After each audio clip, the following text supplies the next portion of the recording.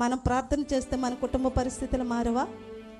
ఏ కష్టమైతే నిన్ను కుంగిపోయేటట్లు చేస్తుందో, ఏ కష్టమైతే నిన్ను మనుషులు ఎదుట తక్కువవాడిగా చేసి నిష్ప్రయోజకుడని చెప్పి కృంగిపోయేటట్లు చేస్తుందో, ఆ సమస్య ప్రార్థన చేస్తే దేవుడు పోగొట్టి నిన్ను అత్యధికంగా ఆశీర్వదించే దేవుడు నీ పక్షాన ఉన్నాడని నీకు తెలియజేస్తూ ఉంది.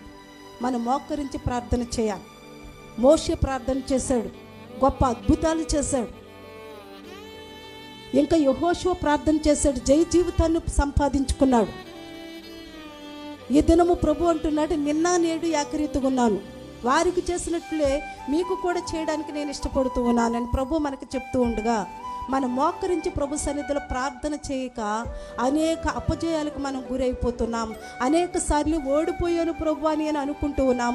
అనేక సార్లు అయ్యో ఈ సమస్య ఎవరితో చెప్పాలో అర్థం కాక నలిగిపోతూ రాత్రి టైం నిద్ర పట్టక నీ మంచం మీద అటు ఇటు కొట్టుకుని తెల్లారేసరికి నీ ముఖమంతా పీకిపోయిన పరిస్థితిలోనికి వెళ్ళిపోతున్నావు.